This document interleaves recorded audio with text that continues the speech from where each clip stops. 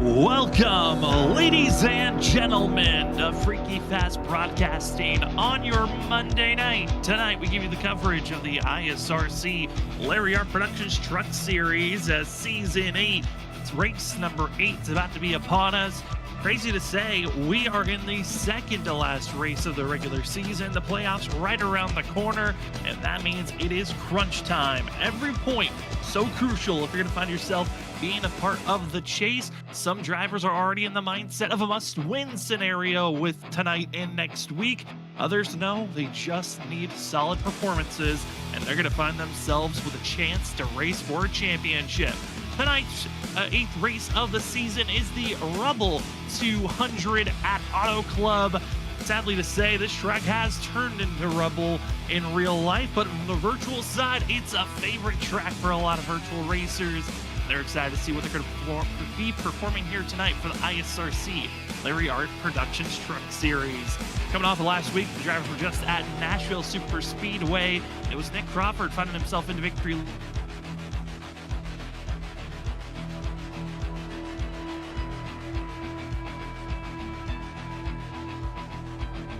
Fast Broadcasting. My name is Sam.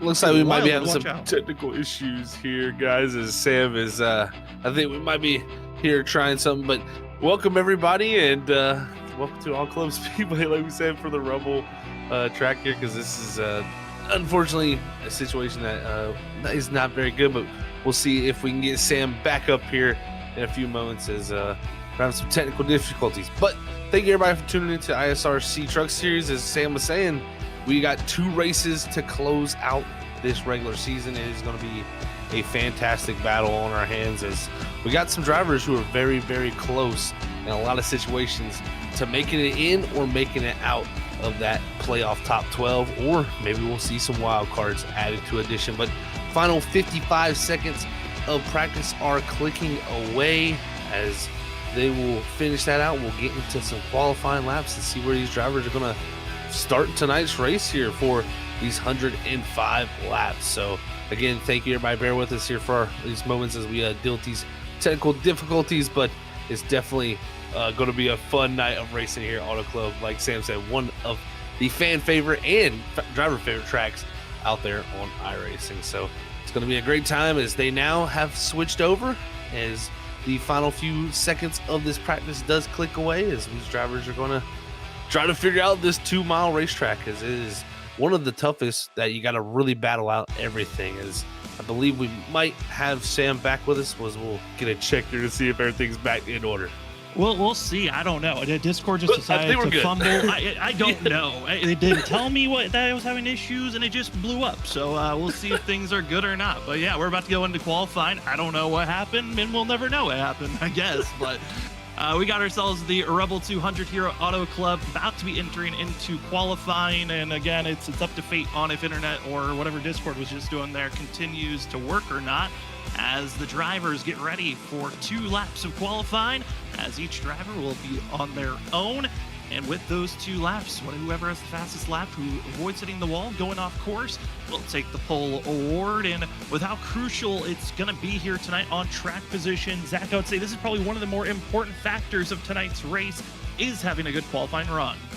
Oh, it can be huge, Sam, for sure. Not only can it kind of give you that track position and ability to kind of hang out at that front top spot, because it can get clogged up and congested very quickly with how much side-by-side racing that goes on. I mean, you look at this track, it's very wide, but you would say, man, how would it get clogged up? But it's just because nobody can really get away from each other. It's almost such as a super speedway that you really need to be up in that front. It makes it where being up front just gives you that much more advantage. But it also, I think the biggest thing, it can keep you out of some of the trouble. A lot of that trouble looms in the middle and back half of the field here at Auto Club, where things happen and those people in the back kind of get caught up. So I think qualifying here early can get you out of that mess. And you never know too, we've seen this place before. If it goes long enough, it can slightly spread out enough to where we could see it even go green.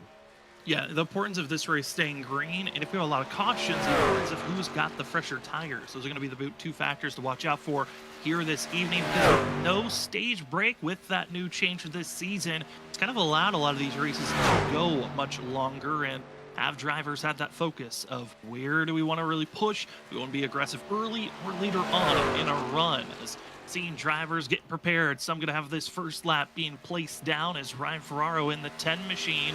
One of the drivers we talked about in the first 4 races of the season had an incredible start for himself. Currently enters tonight outside of our top 12 in points, currently 18th in points, part of the 3 drivers that lost big time on points after a bad performance. This 10 needs a solid performance here tonight, if not a win, if they want to race for a chance in the chase and a championship run. As after the first laps are in, first 7 drivers, it's Malik Kuntz in the 77, top of the board.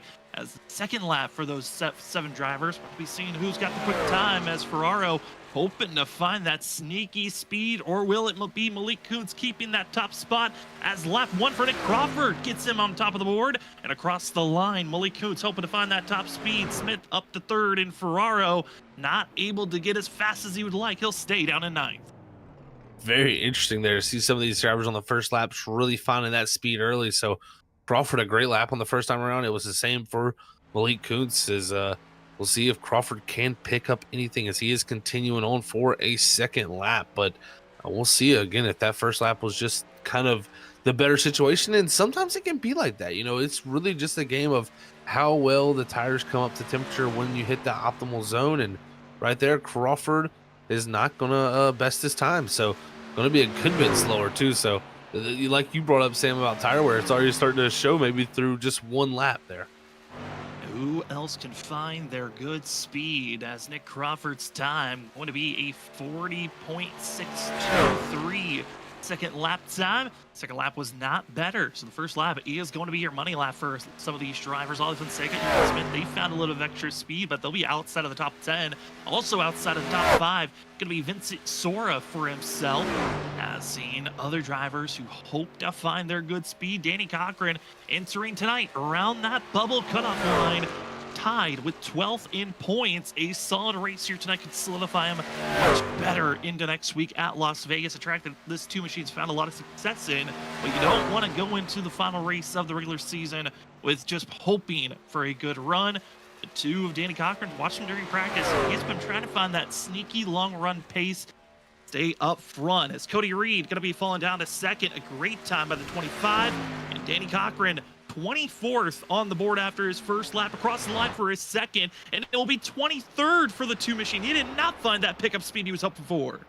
Yeah, I think a lot of drivers that have kind of given up on that first lap, Sam, have kind of paid for it because they just haven't found the speed on the second lap. It seems like every single person, for majority of them, that found really fast times up in the top 5 were on that first lap of qualifying. So just seems like maybe the tires really start to overheat. As Alan Elwood and Nico Garcia, wow, the Elwood Designs team just putting in 2 burner of a laps there, as Garcia by 400ths of a second over Elwood, and then almost a full 10th over Crawford.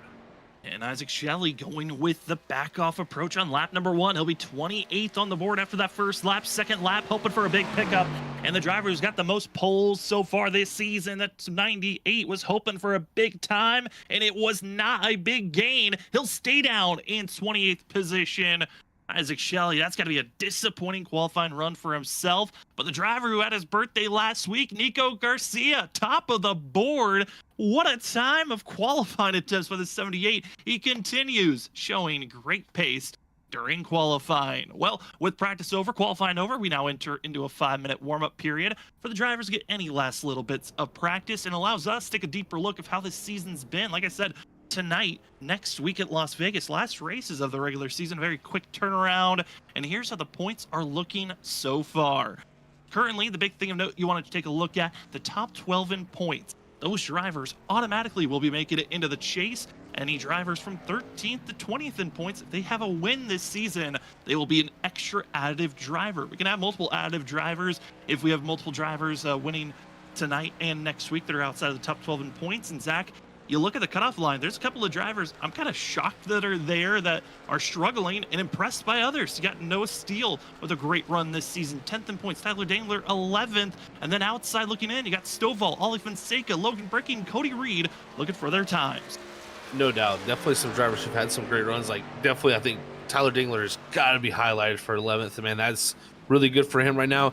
only 1 point above that 12th position right now, and we see how close it is with everybody else right behind it. I think the driver we got to watch out for, though, is Ali Fonseca. He's really been on the climb the last few weeks. It just really seemed to click, and he is now almost within 10 points. He's only 12 points back from Danny Cochran on that 12th position.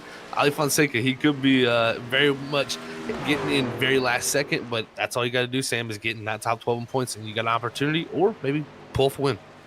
And we've got here tonight at Auto Club, next week at Las Vegas, kind of, you can see pack racing aspects of tracks where drivers are on top of one another, and there's drivers that really succeed at those type of courses. Other drivers I know to watch out for: 10th place Ethan Smith, and also Malik Kuntz in 22nd. Those drivers, watch out. They might find the sneaky speed either tonight or next week with a win to be that additive driver. But let's take a look at the schedule of how we've gotten to this point. Again, a shorter season than we've ran in the past, as we don't have the schedule for ourselves here tonight, but only 14 races that we have for this season. A quick 9-race regular season, and then we've got our 5 races after that. And Zach, we've got Auto Club here tonight, Las Vegas next week, and then we have the Chase, Talladega, Phoenix, Darlington, Rockingham, Kansas. We've talked about how there are no short tracks that these drivers are running in during the regular season, but that's going to be a completely new dynamic once we get to the Chase. It for sure is. Yeah, when we get that Chase, it's going to be a complete switch up. So, I think a lot of drivers have got their mindset, of course, on tonight and Las Vegas, unless you've already got that win. Maybe you've already shifted that mindset to to that next set of races there for that Chase. But I think it's going to be just interesting how this all closes out. I mean, like you said, 2 almost drafting style tracks. It could come down to some drama here at the end. And then once we get into the Chase, it's going to be a mixture of just all different types of tracks. So I think we got a really good set of weeks coming forth. As tempted once again, it's all right. We might look at it maybe later on in the race, but we do want to take a look at who are drivers we feel like are those to watch out for here tonight. Who are our pick'ems? Drivers that we feel like maybe get a win, storyline drivers to watch out. And I know we flip-flop on who we're looking for. I'm going to go with the storyline driver who also might have a chance to win. Talked about during qualifying, Ryan Ferraro is going to be my pick here tonight. The 10 machine needs a big turnaround with how well he started off this season. I think he's got a chance to turn it around perfectly here this evening with a bigger track, more of being a pace course, and being in the draft course. This could be helping out the 10 here tonight. But Zach, who do you have as a driver to watch out for this evening? Well, I think it's going to take aggressive moves and bold moves at that, and I think the 42 of Joshua Stovall tonight is going to get it done. I think he's just been really, really good at this style of track, the bigger intermediate style tracks where draft plays a huge factor, just, placing your truck in the right spot, and he is going to, I think, take the most risk. It may end up in a bad finish for him tonight, but I think he's got a very good opportunity to go out there and get a victory and maybe put himself in a wild card position or just point his way in with that win. I know he's not excited on the way that he ran last week. He wants to change that up, go for that playoff and chase position. Enters tonight 14th in points. Needs a solid day. With it being a draft track, feels very confident. Then we head over to our third member of our crew running in the background production-wise. It's Robert Moyer Jr. He's going to go with the 2 of Danny Cochran. And Danny, like we said during qualifying, again, another driver who looks good at pace-wise here tonight. Looking to find some more success here this evening. And Zach, honestly, for Danny Cochran, entered this season, wasn't sure if he's going to go full-time, part-time. It looks like he's making this chase push, and it starts here tonight. That's what it looks like. So we'll see how it works out for him. He's definitely, got to put that long run together and just stay out of the trouble here tonight because he's starting way out the back. A lot of work for some of these drivers. How to get up front? Well, one of them will be shipped to the back. That is Ali Fonseca after a restart violation. 24 will be the only driver penalized, so he'll be starting at the end of the line with what we call an L1 penalty. But for the other drivers, they start where they qualify. And let's take a look at our starting grid here tonight for the Rubble 200 at Auto Club. And taking tonight's poll here at Auto Club, it's the 78 of Nico Garcia. His teammate from Elwood Designs Esports team, going to be the 4 machine of Alan Elwood, who is outside. Our last week's winner of Nick Crawford will be starting in 3rd with Cody Reed in 4th place. The driver who's found himself in a victory lane here in the past, back in Season 4. It's the 8 of Noah Steele. needing to make his push if he wants to make the chase. It might have to be a win here this evening. It's starting in 6th position. It's the 77 of Malik Kuntz. Then in 7th, one of the faster drivers from practice, translate for pole time for qualifying, but still a top 10. It's the 99 of Michael Miller. In 8th, the driver who's been finding great consistency this year, these last few races, it's the 19 of Tyler Dangler. Driver of watching for his championship push, it's Jared Talmadge starting in 9th, and Justin Smith in the 45, top 10 qualifying time for that machine. Starting in 11th, it's going to be our points leader, the 15 truck of Vincent Sora. Alongside him in 12th, it's going to be the 16 of Joshua Kanata.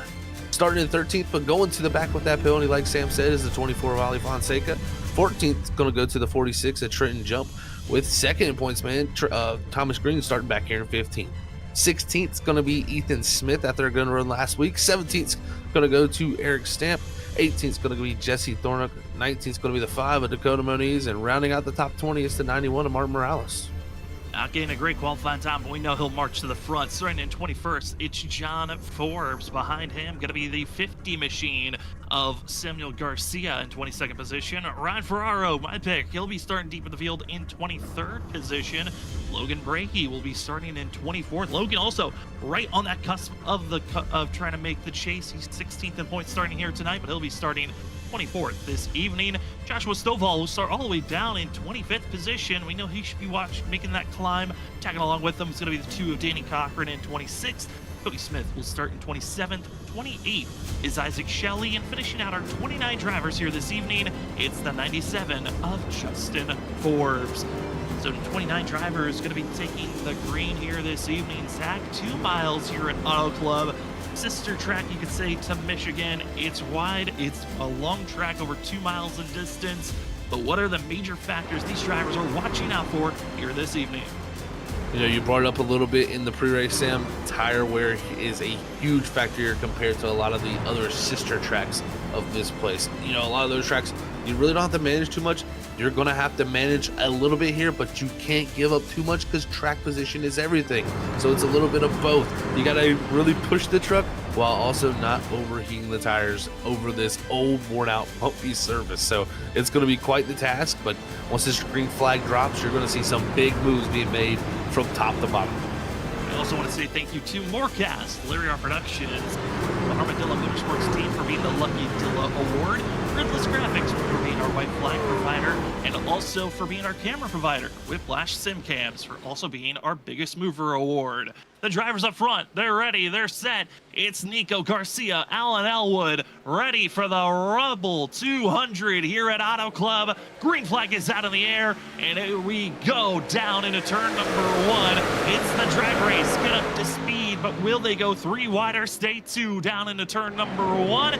Looks like up front, it's all Garcia, but at top rope, it's going to be the 25 of Cody Reed, taking that first attempt to the wall.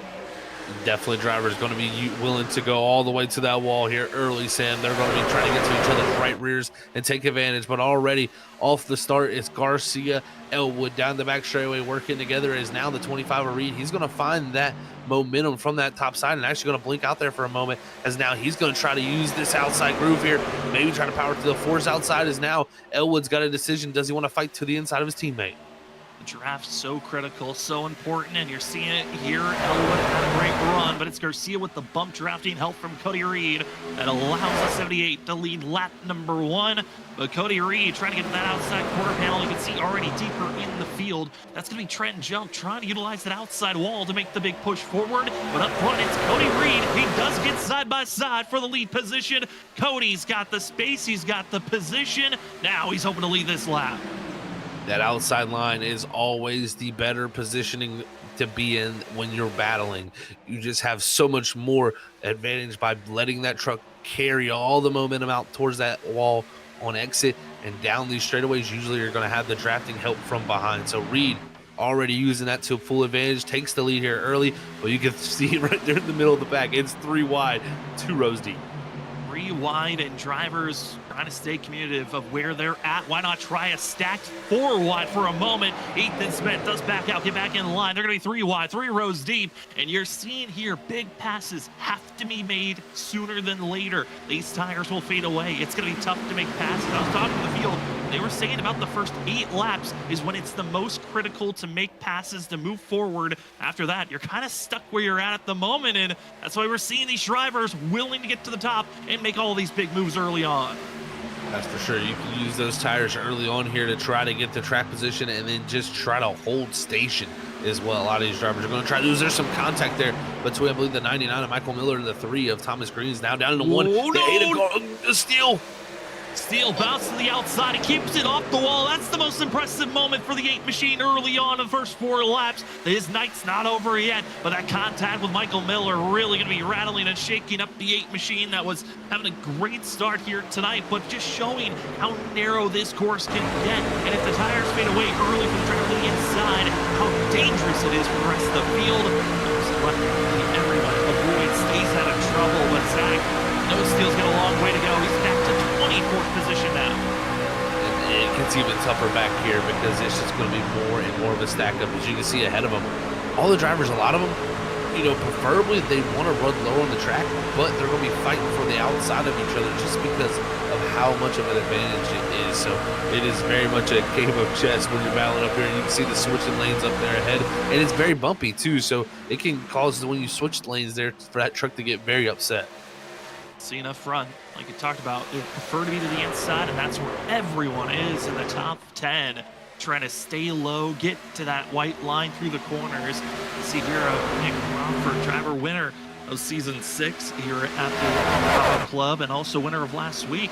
Crawford trying to carry some momentum for himself, and also was one of the sister track of Michigan when it came down to a tire wear scenario of taking advantage. Curious for Nick Crawford, what strategy is in mind in the 74th? We've seen it these last couple of weeks, big swings on attempts on different strategy calls. Oh, no doubt, yeah. It's been very much all types of strategies we've seen from Nick Crawford, and you know, when he finally kind of stuck to a little bit more of a tried and true, it really worked it out for him. So we'll see how he plays it out tonight, but definitely some shuffling going on back here a little bit farther as Danny Cochran, he's continuing to fight his way forward. So this is important for the 2 machine. We saw he was tied with Samuel Garcia coming in here tonight. Garcia runs in 20th, Danny Cochran in 16th.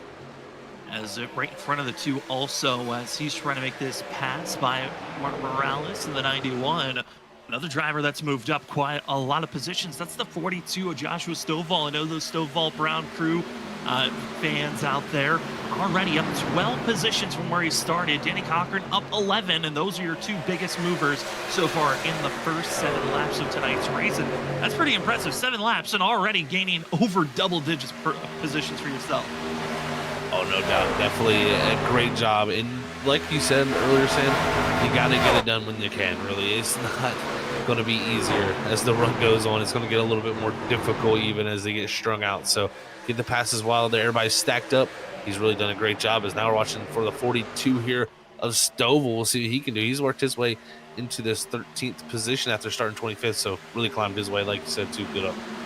Take all the positions that you can, but who might be making the mistake of pushing too aggressively too early? Cody Reed still leads this race, but saw a great qualifying run by Justin Smith. Qualified 10th, and a strong start for the 45 that feels like tonight could be just a change of momentum for how this season has gone for himself. You look at the Elwood Designs eSport drivers of now Nico Garcia, Alan Elwood.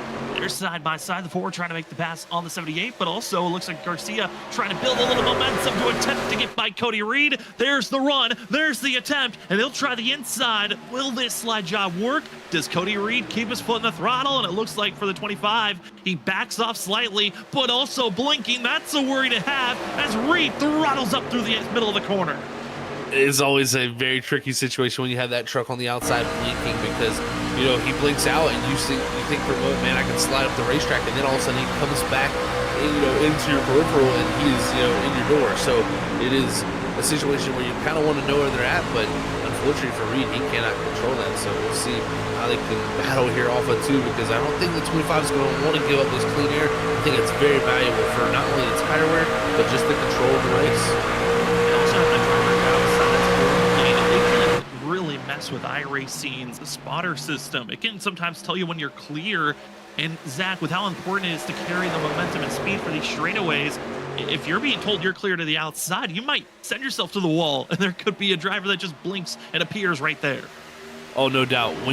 Sometimes you get the clear call, and you are immediately letting the wheel out to, let the truck up the track to clear that truck and make sure they don't have any opportunity to roll back around the outside at any moment to get the right rear. So I think Garcia going to get it done here in 2. So he's going to slide up in front of him and get it done and really not even have to worry about him too much. He's actually trying to give the drive to his teammate. That might open up his right rear. Now he's going to cover it off as you see Reed to the back bumper there as it stacks up right on the entry most of the time up front.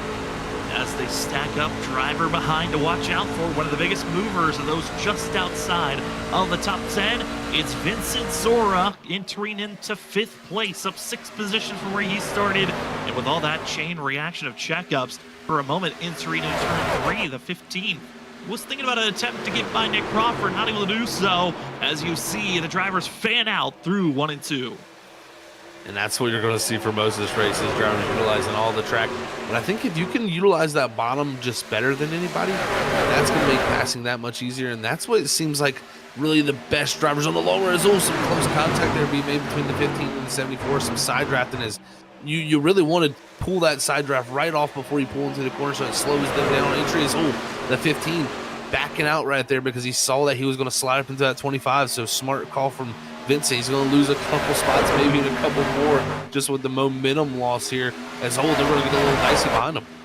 Dicey, and it's Ethan Smith as well. Going to be seeing Malik Kuntz trying to try their different opportunities. A Smith to the inside, Malik Kuntz on the outer groove. John Forbes getting in the mix as well. Going to be the 99 to Michael Miller trying to get into the mix as your top 10 drivers all within a second of one another. This is impressive driving by all these drivers. 13 laps in, you're already starting to feel the tires fade away if you've been too aggressive. And that's the big thing to watch out for, especially on entry and exit. How do the drivers temper these tires? Because a big thing of note also here tonight that we got to keep an eye on is the weather. How will this change throughout tonight? Because during practice, the track temp was around 107 to 100 degrees. Race temp, it's below that, but 94 degrees, still a warm track that these drivers are dealing with here early on.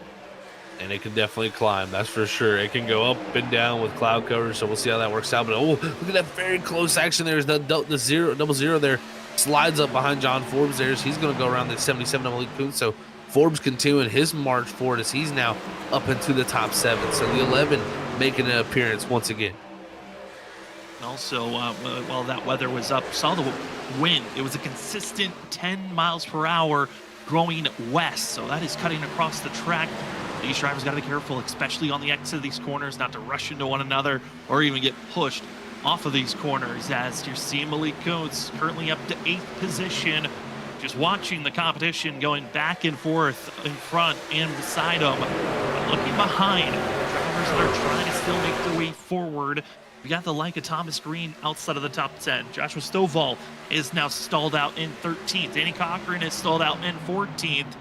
These drivers are trying to make attempts to move forward, but we're starting to get to that stage where tire wear, it is so important and difficult to make big moves. You have to be willing to make some very risky attempts to confirm these passes.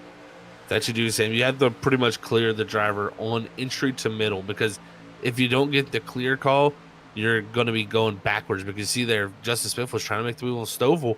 He couldn't get it done. The 2 takes advantage of that, gets to his outside quarter panel.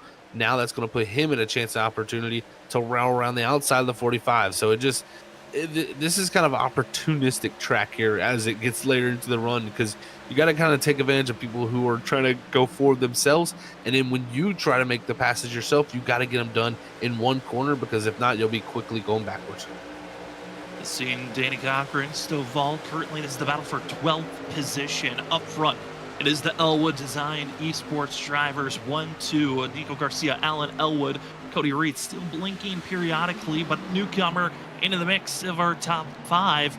Jared Talmadge up 5 positions. He qualified 9th, and no surprise with how we've seen Jarrett run this season. This 27 has been just marching to the front every single race, and has become one of, I would say, my favorite drivers to watch out for later in a run, because you never know if he's going to be the head honcho of leading the race late or running down a driver for a chance for a win. I gotta agree with you. I think he's definitely had such a great,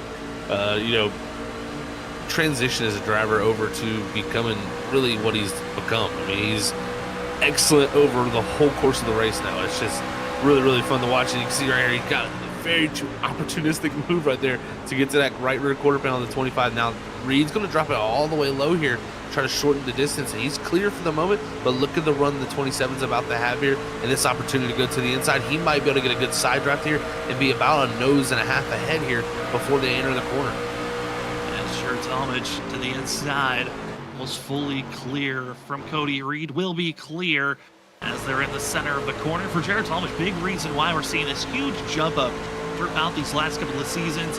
His team of Planet Sim Racing, that's going to be Jared Talmadge, as well as Thomas Green, Isaac Shelley. That trio has been the best team this season. But for Talmadge, he's been running a lot with John Forbes, Vincent Sora, getting a lot of knowledge from past champions of this series. And that knowledge has put him in this position to be up front and challenging the 4th points entering tonight. You're seeing the front row. A lot of them in the top sector of this course are in line deeper in the field, outside of our top 20. That's where the battling side by side is. And this is where the danger of a caution could be lining up. I've been watching these drivers for the past 2 laps, Zach. Huge checkups, and they are running on top of one another. I'm getting nervous for the likes of Mark Morales, as well as Noah Steele, Eric Stamp, all these drivers in the mix. They're just having massive runs into the corner, and also big braking moments where I'm getting ready to see someone just run someone over and see a caution come out that way. Well, that was close there between the 10 and the 91 there. Morales was trying to get up in front of the 10, but the closing rate was so quick there between the two. But yeah, I mean, you look at someone like Noah Steele. I mean, look how far up he was before that moment. He got shuffled back with that, and he's just been stuck back here. So just shows you, again, track positions, everything, because all these drivers here, they're just kind of all together, kind of stuck battling. And it's, you make a pass, and then you'll get passed back. So it's a very tough situation, but they got to keep fighting back here. And if you're just joining us, well, we are 20 laps in. We have been clean and green all the way through. Nico Garcia, Alan Elwood, they were the top front row. Top 2 drivers stay where they started. It's been a lot of green flag racing early on here tonight. The question is, when do you think about pit road?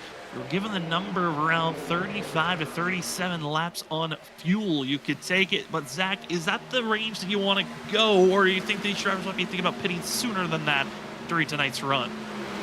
I know it could be a little bit sooner, Sam, but I kind of like that 35 region, like you were saying, just because it kind of just puts you in a better situation for the rest of the race. It's always one of those situations where you want to pit with people too. It's very much like a super speedway track. If you go out there and undercut everybody, yeah, you're going to go out there and have the advantage of the fresher tires and be running, almost about a second and a half faster, but you're not going to be using the advantage of the draft. And once you get caught by those drivers with those fresher tires that have the draft, you're going to lose that draft to them. So you got to really make that decision wisely to pit with a great group, because that decision of who you pit with and when you pit could be the deciding factor if you stay with that front pack. Continuing to watch these drivers in the middle of the field going back and forth. Is the battle currently going for 14th with the 19 of Tyler Dangler, the 45 of going to be Justin Smith, going back and forth. And also further up ahead, starting to see a little bit more back and forth side-by-side action, as these are the drivers just outside of our top 3, as we'll go 3 wide for a quick moment for 4th position. Nick Crawford, Cody Reed, John Forbes, and it's Nick Crawford who's going to be taking the advantage on that run. But talking about tire difference, been looking at those last laps. Best lap that these drivers put down was in the high 40-second range, about a 40.9, 40.8. Last lap in the mid 42-second markers. These drivers almost 2 seconds off of what their fastest times were. That's a crazy drop off to see 23 laps in. It really is, and it just shows you, how much this track causes tire wear. And it's fun to see even that with all that tire wear, everybody stays that much stacked up with each other. You'd think with that much fall off, you'd see a lot more separation, but the racing just stays that good. But up front, the racing's getting that much better as Elwood. He's trying to take advantage of this here on his teammate, but it's going to be Jared Talmadge 3 wide to the inside here. They're down the back straightaway.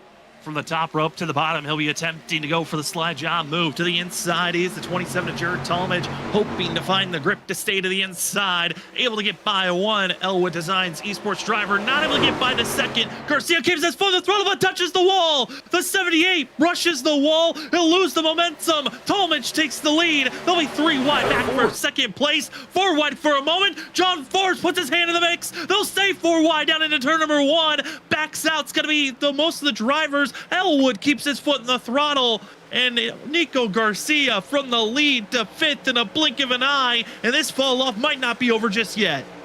It just doesn't look to be, as he got into that wall pretty good there, Sam, and he just wanted to stay on the right rear quarter panel of the 27 and just overdid it just that little bit, as now he'll look to the inside of the 11 here. But man, oh man, that was a wild sequence. Just shows you can go from the lead to 5th in just one moment like that. Is now they'll almost be side by side. They're going to make some contact off the exit of course, the 74 of Crawford.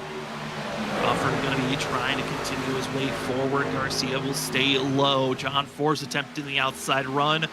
Cody Reed still in the mix, and the pushing and going of all of how this run goes. You've got all the drivers willing to use up their tires early on.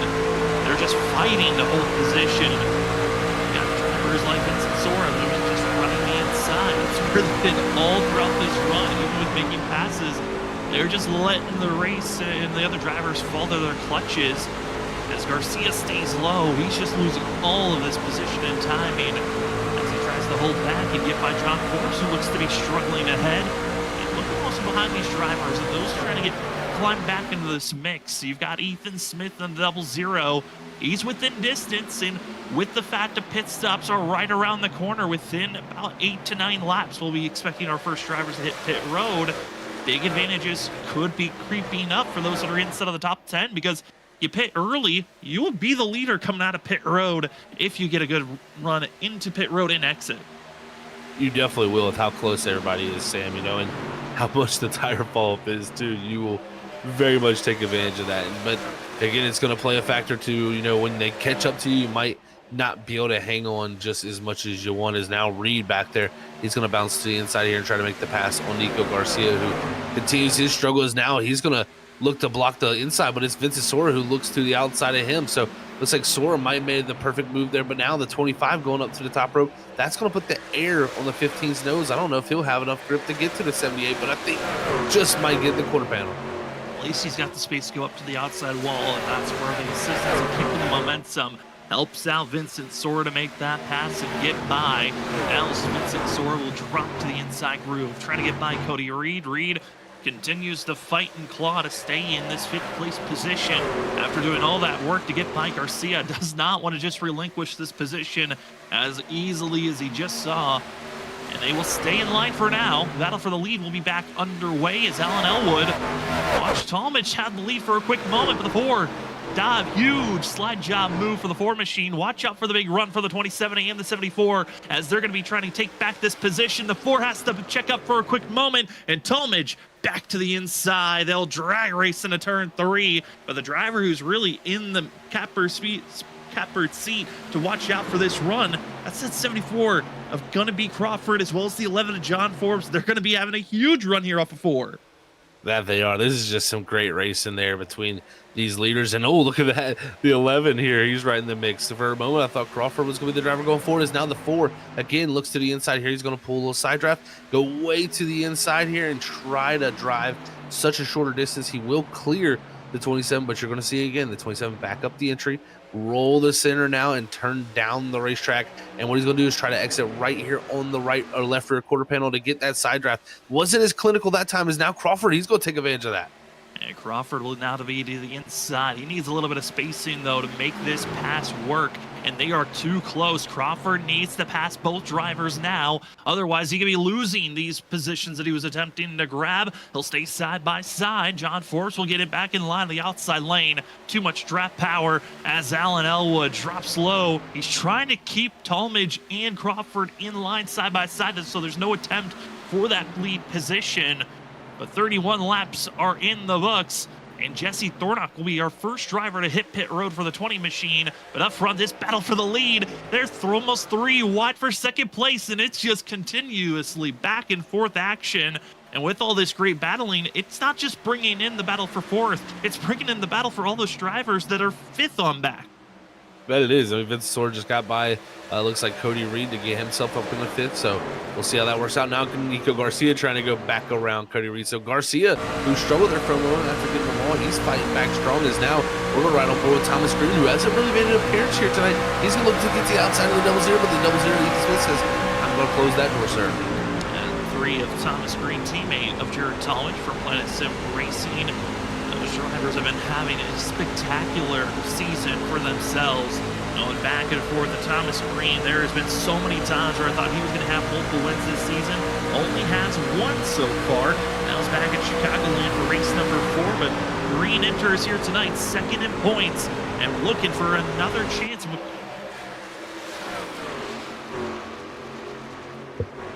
This looks like maybe Sam might have had a little bit of technical difficulties again. Here's might be cutting out, but we're battling here down the front straightaways. They're going to get pushing here as that 25 is getting the shove from the 70 and Nico Garcia, and we'll see if he can fight around here on the inside. But this group just stacking up before we get to pit road. This is going to be an interesting sequences even while this battle's going on up front. Again, they're side by side. Jared Talmadge, he's fighting back here in the 4s. Now the 11 of John Forbes, he's found his way into 3rd around the 74 Nick Crawford, and we'll see if he can fight his way back into position.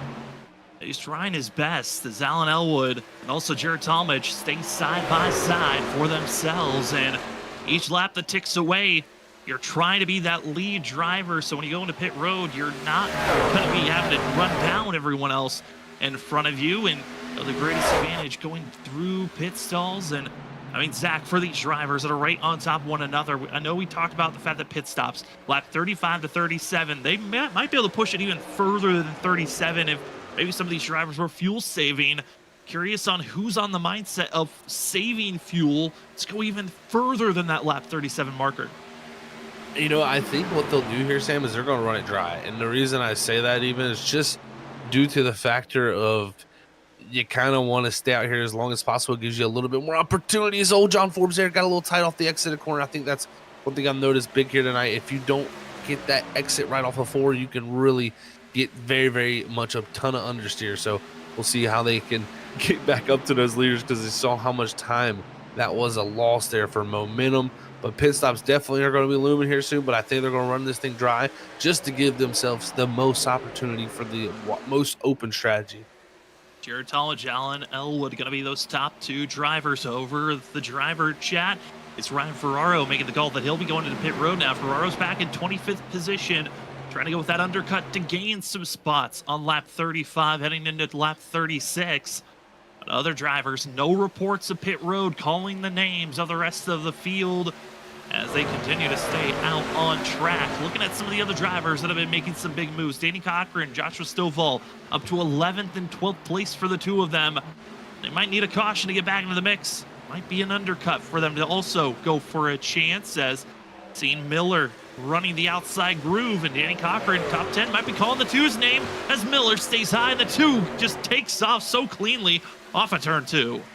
That was a great exit for Danny. We'll see here with the side draft. Will he be able to have enough on entry here to 3 to drive past this 99? And I think he will get the clear call here. He's got to maneuver himself up the racetrack and go ahead. But looks like pit road's calling. The 25 and the 74 Nick Crawford, the 2 teammates, come to pit road. So Cody Reed and Crawford on pit road. Oh, it's going to be Joshua Stovall going to be entering pit road with Justin Smith, Malik Kuntz, and others calling their names directly on lap 36. Now keep our eyes out on the black flag. Who can get penalized here? Battle for the lead is still side by side. Neither one of them are willing to back off. And this is so surprising to see Alan Elwood, Jared Talmadge. They have been the pace setters here tonight. They've been up front, charging forward. Another driver making the call that they're going to be heading to pit road. Michael Miller is going to be entering pit road. But who of our top 2 will first hit pit road? They'll stay out for another lap, taking lap 38. And they will. This is some excellent battling, but they're definitely losing time to the drivers that have hit pit road. We'll just see how much that situation plays out here to work in their favor or hurt them. As you see, on the inside there. That is the 25 on Reed. So he's exiting pit road now as he'll be trying to get up to speed here to catch up to these leaders. Alan Elwood over the radio sounds like he's going to be making the call pit road this lap. Who else will join him? Nico Garcia also over the radio, and it's our top 15 yet to hit pit road for themselves as Danny Cochran makes the call. John Forbes to the outside, and here we go. Top runners, pit checking up. Stallmage also holding back. It's all of our top 3. Everyone's hitting pit road. The call was now, and everyone makes it. Wow, there, if you're Alan Elwood, you kind of had to pit. You were boxed in there. So if he wasn't deciding to come pit road, I think his hand got forced there as now everybody comes into their boxes. It's going to be John Forbes there. First in is old Danny Cochran back there. Maybe it looks like a little sideways. Hopefully it didn't slide through that box.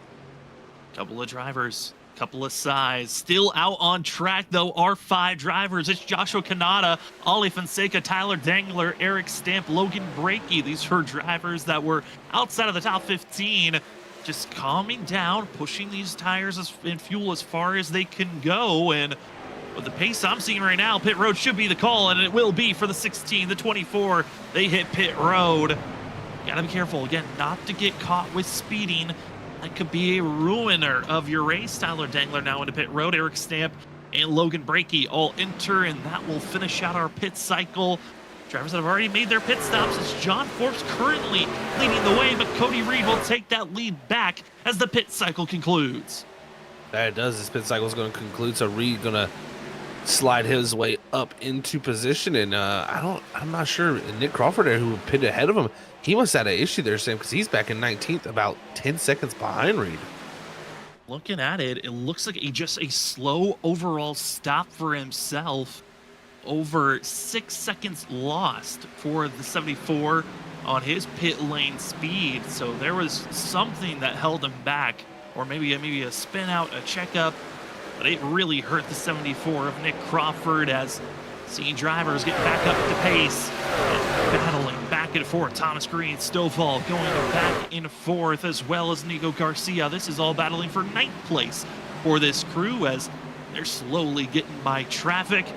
And as this action is ramping back up side by side, we will go side by side as we get prepared to take our first commercial break of the evening. You've been watching on the ISRC Larry R Productions Truck Series Season 8 Race 8, the Rubble 200 at Auto Club. It's been a fun one. First green flag pit stop is concluded. We're expecting at least one more, maybe a one after that. We'll see, as we'll be back right after this.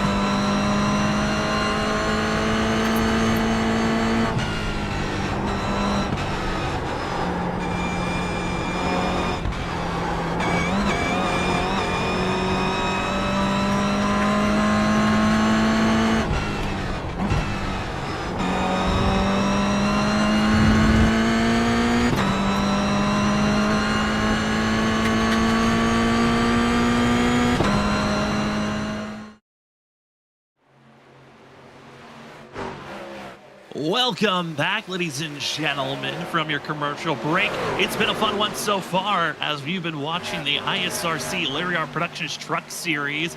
Race 8 for Season 8, the Rubble 200 at Auto Club. We've been clean and green all the way through, and currently your leader is the 11 of John Forbes after the pit cycle is concluded. As well, John Forbes is our Whiplash SimCam's biggest mover of the race in the first half, up 20 positions from where he started, qualified 21st. Up to first, a huge run for himself. He's got Jared Tallmadge, Alan Elwood, the two drivers that were battling for the lead right before pit stop started. They're right on that back bumper. Also joined with them is Vincent Sora and Zach. It's been a great race so far. Again, clean and green, 52 laps through. And John Forbes, Vincent Sora, I think no surprise, they're up front. Question is, can they find a way to stay ahead of the 4 and the 27 that looked very strong so far here this evening? You know, when you look at the overall play out of the season, just kind of like who's had the pace, who's had the best runs, you know, I really look at these 4 that are up front, and then I would add Thomas Green. You know, he'd be that top 5. He's in 7th right now, so he's closing in on adding up to that group. But his old Tallmadge there flirts with the wall a little bit, but no surprise to see this group of the drivers up front, man. These have been the top 8 here, I think, of this season, and right now they're going to be in the mix to battle it out here on these final few runs if this thing stays green. So I expect to see these 4 together almost till the drop of the green drop of the checkered flag. Some other big movers that have been going back and forth with one another. Joshua Stovall and Danny Cochran, they both are now inside of the top 10, as Stovall currently runs in 9th, Cochran runs in 10th. Other big mover, Thomas Green, up 10 positions as he, actually that's Ethan Smith, who's up 10 positions in 6th. Thomas Green up 8 spots in 7th. Those drivers, just inside of our top 10, are having some good runs. Surprisingly, our pole sitter of Nico Garcia, he brushed the wall right before that pit stop cycle started, and he started to lose positions, trying to gain them back. He's fallen back to 11th place for himself. Kind of a shocker there, but the big note, Nick Crawford, big loss of time. And Zach, I don't know if you went back and saw exactly what happened to that 74, but he currently runs in 14th, and he was attached to Cody Reed up in 5th, but now he's got a long race and kind of in no man's land compared to where he was before.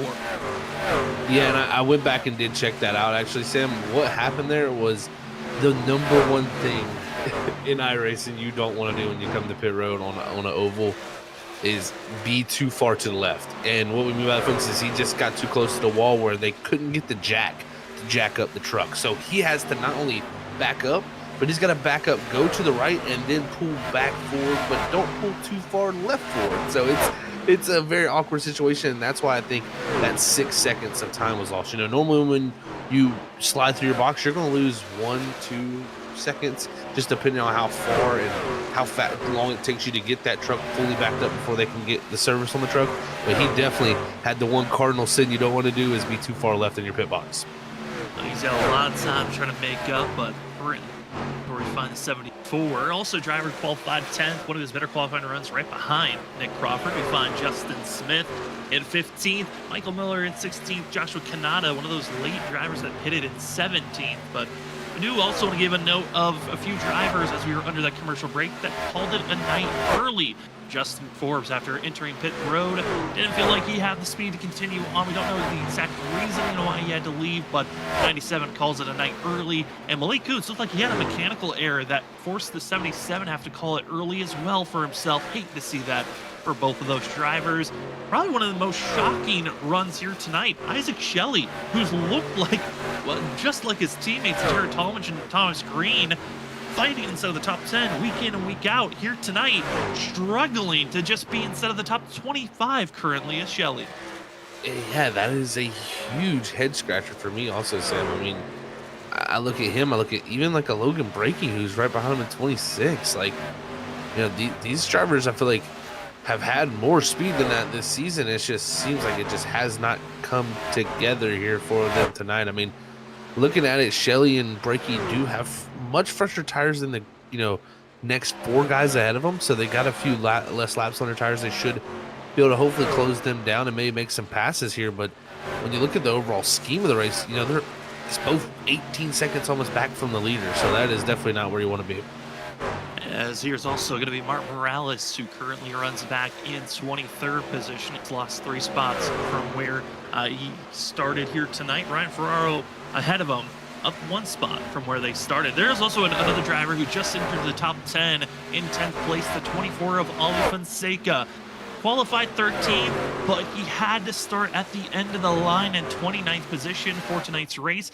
Had a restart violation after last week's race at Nashville Super Speedway, and he's climbed all the way up to 10th place. What a your charge by the 24 of Ali Fonseca. And he's done an excellent job, because I look back at pit stops. He pitted with his teammate of Canada, and he's put about, literally 4 or 5 seconds on Josh. So that is an excellent job by Ali, and he's continuing what he's kind of done for the past few weeks. It's just been really working well for him, and he's running better right now than Danny Cochran, somebody needs to run better than. He's running better than Josh Stovall, somebody he's running better than, making the pass on him. So he's continuing to make ground up here in the points. Don't count this 24 hour. When we go to Las Vegas next week, it could be very, very close for that final 12th position. If you've never seen our gearbox cam before, when someone's getting bump drafted and they are being tapped, you see the engine of the driver behind, and you saw Stovall's engine there for a moment. It's all Fonseca kind of chopping the nose of the 42 on the backstretch. Stovall, not the biggest fan of that, so that's why he gave the bump going into turn 3, but they stay in line and continue to move forward as Trent Jump going to be the next driver on their list to get by, and Ali Fonseca, with the freshest of tires of all those inside of the top 10, to utilize as much as he can. 60 laps are now in the books, and looking at this field right now, Zach, we're seeing the fact of our top 4. They're going to have in their own race, being 6 seconds ahead of Ali Fonseca and co. that are going back and forth in their duels. But I'm curious on, of the drivers that are inside of our top 10, are you surprised by any of the drivers where they run? And do you feel like any of them might have a chance to try to run down our top 4s there just against them? I'm looking at Ethan Smith running the 6. That's an excellent day for him right now. That is just, kind of really what he's been wanting this whole season, I feel like. So the 00, excellent job from him running 6. Thomas Green, he drove his way up to the top 5. I felt like he was the top, 5 guy this season so far, so not surprised to see him there. Only the concern, Sam, is I don't know if you're going to catch that top 4 unless you get a caution, because it's about 3 seconds up to them. Yeah, those 4 are literally battling pretty much lap after lap, but they're not. Nobody's really making up lap time gains. They're still running fast enough laps to where they're keeping that ground up. So it is going to be a tough predicament if you want to get up there and battle with them, but still some great runs from a few in that top 10. And speaking of cautions, if you look to the past year at Auto Club, cautions are bound to happen. The least amount of cautions that we've had the last 2 races is 5 cautions. The most we've ever had was back in season 10, season 5 with 10 cautions that race, and then we had 7 cautions back in season 4, the first time we ran here at Auto Club. And a lot of the races have been during the nighttime condition. The track's a lot cooler, there's a lot more on top of one another, a lot more speed. I'm curious, Zach, I know with the fact that we have no stage break, that's assisted into this gapping where everyone's not on top of one another in this green flag racing. I'm curious if maybe it's the day and nighttime conditions that might be another factor that we might be seeing why we're staying green. I completely agree. I think if you have like a nighttime condition, which yes, the track's cooling down, so it's getting a little bit easier and more over to those cooler conditions that you would see at night. But I think at a nighttime condition, you wouldn't see as much fall off.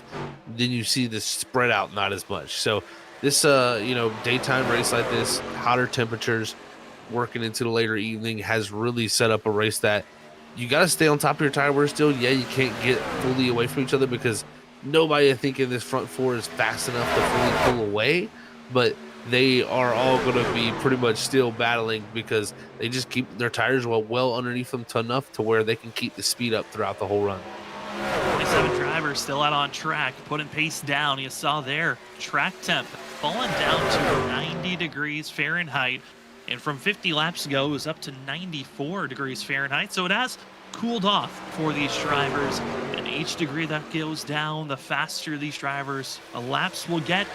More wondering, you might have to focus on how do I save my tires while being quick. Here's your top 4. The drivers that we talked about are the ones to watch out for a win, being led by the 11 of John Forbes. Then you've got Alan Elwood in second, Jared Talmadge third, fourth is Vincent Sora, and Thomas Green running in fifth. The only problem for Green, he's over 3.5 seconds off of these top 4, feeling like he's in his own world. Currently, Ethan Smith about a little bit under a second behind, but doing his best to run down the 3 as much as he can. Looking at this field currently, right now, we are 65 laps in. Some of these drivers might be thinking about pit stops here for the second green flag pit stop. Around lap 70, if these drivers pitted out lap 35, might be thinking about their second stop of the evening. Others might be pushing a lot further than now. They still have about 10 to, for some, even 12 more laps to push their fuel and tires as Ali Fonseca, Trenton Jump getting close with one another. The battle for 7th place underway as the 24 able to finally clear as Nico Garcia now attempting to get by Cody Reed on the outer groove. These guys have been battling really, really hard, but Fonseca just climbing his way through. I mean, we saw him make the pass, to get up to the top 10 on Stovall. Now he's up to 7th, so he's kind of done an excellent job. And with the lap times he's running, I don't put it past him to be able to run up to 6th and maybe even have the ability to be up there fighting with Thomas Green. So we'll see how Fonseca can continue this trend, but that little bit of a later stop that he made than a few of these guys is really paying off. So maybe that overcut is paying off. Looks like it has been. Its Jump continues to rip the wall. Cody Reed continues to have his blinking issues as we continue to stay green. 67 laps in. We'd love to hear from you out there in the chat. Who are you rooting for? I know from earlier in the race we had a lot of people rooting for Nico Garcia, Joshua Stovall, a couple of people rooting for Ethan Smith, who's been having a fantastic run here tonight. Again, Ethan coming off of one of his best runs of the season, getting a top 10 finish for himself last week at Nashville Super Speedway. And the 00, if we can have another top 10 run here tonight, could be another massive surge to propel him into a position where we're heading to Las Vegas next week. And Zach, Las Vegas, we've seen Ethan Smith perform well. We've seen Danny Cochran perform well there at that track. It's a game-changing course that we've seen a lot of drivers get their first win, and also a track that brings out the worst of drivers, you could say, here in the ISRC Truck Series. We've had some classic moments, the least to say, for sure, ones that have left a big history there at Las Vegas. So to close out the regular season there, I don't think they could have picked a better place, for sure. So, and like you said, with Ethan Smith having a good run, that puts him possibly in the wild card position to where if he could go get a victory, where a place where he's had good runs. So don't count a lot of these guys out. You still, just because you're not in position to get the top 12 in points, you can still go out there and win next week or tonight if something crazy happens and put yourself in position. So we'll see how it works out. But right now, this top 4 continuing to keep about a 3-second gap back to Thomas Green, even though they've been, just duking it out. Elwood, Forbes, Talmadge, and Sora, just all 4, just utilizing every bit of the racetrack. As these top 4 go back and forth, some bizarre strategy calls are happening in pit road currently. Just hitting pit road, Nick Crawford, Jesse Thornock, Isaac Shelley, all getting service done. Already have hit pit road is Eric Stamp, Michael Miller that you saw put down the fastest lap, and Logan Brakey. This is a lot sooner than I was expecting a lot of these drivers to hit pit road, but it is around that lap 70 marker, so why not take the gamble with the early stop? Ryan Ferraro, Noah Steele, now they hit pit road as our top 4 continue to stay out on track, and we're expecting them to stay out for at least another 5 to maybe 7 more laps. That's exactly right, Sam. I think that's about how long you'll see the most of the top grouping stay out. But yeah, I think a lot of the drivers who hit pit road the last lap there or the last few, it's kind of the back against the wall pit. They're kind of just throwing it at the wall, just trying to hope and see if something sticks here. But I don't know if that's going to be the best timing here. I think staying out a little bit longer has seemed to play out very well for a few that I've watched, and that undercut just hasn't seemed to play out very well. Seemed like it really has. As there's going to be the 8 machine and Noah Steele, driver that won this race back in season 4. And the way that I was seeing the speed from the 8, I thought he was going to be a little bit more of a bigger factor here tonight. still qualified well. I mean, no steal. And this is a bigger track, so he always runs well. Qualified 5th. Kind of just faltered back with the way the pit cycle is ran and with the long green flag runs, and also being shuffled to the top at the initial start of this race. That's where he lost all of his time initially. I think for no steal here this evening, it's going to be a big what-if question for the 8 machine for once this race is over. No doubt, Sam. I think you're exactly right. Yeah, just unfortunate situation for the 8 team there, but gonna have to go on to next week at Las Vegas and see if they can rebound their situation. But we'll see how long it is before these drivers up front pit. It's still fanning out up front as Talmadge now trying to take his opportunity maybe to look to the inside of the 11 of Forbes as he continues to lead. But it is just very much, I think, a waiting game from a lot of these 4. They know they just got to get through this next sequence of pit stops, and then when it gets to that last 15, 20 laps of the race, that is when it's going to be really the go time. Back and forth, who's got the advantage, who's willing to use the tires, who can find their positioning as Ethan Smith. Oh no! Contact going to be made. Vincent Sora and also Alan Elwood. Big loss of time for the both of them. Luckily, they stay off the wall, but that is not the contact you want to see here coming late to this run when pit stops are literally right around the corner. Man, oh man, that is a tough situation. Yeah, loss of time there for both of them is probably was more of a scare than anything because it seems like they're going to be able to hang on when it comes to that draft. But still, got to be a huge scare for both of them, and hopefully not no damage on either of those trucks that could hurt them. So we'll see if they can gather it back up, get into the draft. But John Forbes and Jared Talmadge said, whew, we almost lost 2 of them right there. Almost did, but hold your breath for a quick moment. Set up for when you think pit road is calling your name. Is it this lap? Is it the next? Do you wait 2 more? Cody Reed over the radio, back in 10th place. He's going to be hitting pit road. Same for Joshua Stovall and a few others. Those are drivers that pitted a lap before our top 4. So maybe not this lap, but the next could be the time that we're waiting for our top 4 to make their stop. And they did it in dramatic fashion the last pit's entry. And here's that wave of drivers, pit road, calling for Cody Reed, Danny Cochran, as well as Stovall making their stops.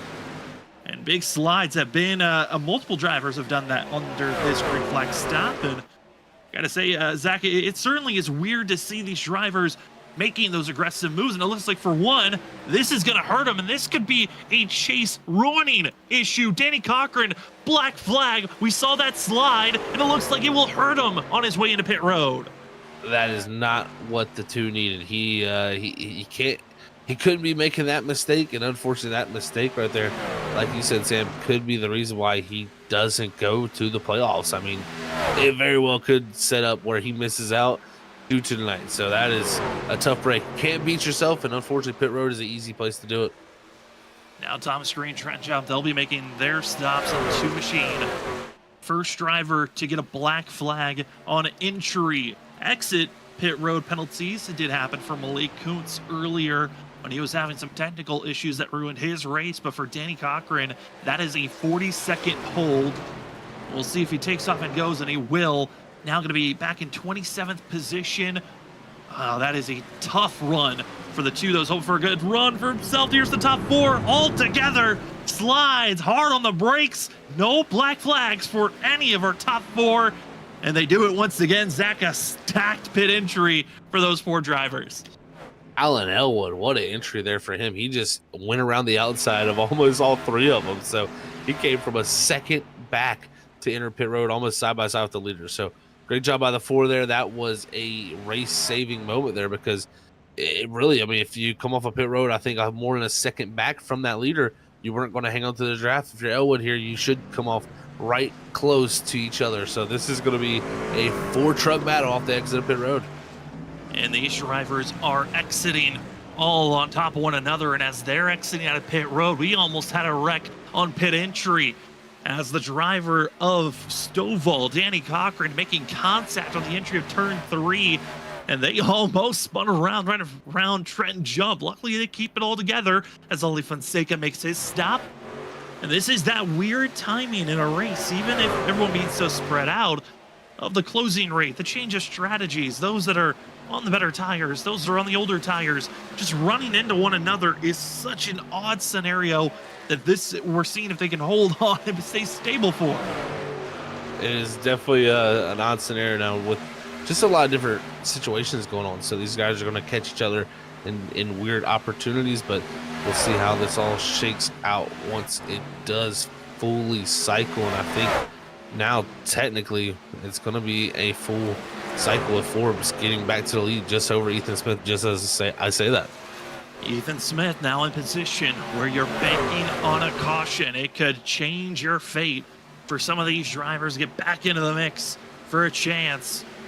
See Stovall, Reed going back and forth. That's back in 10th place.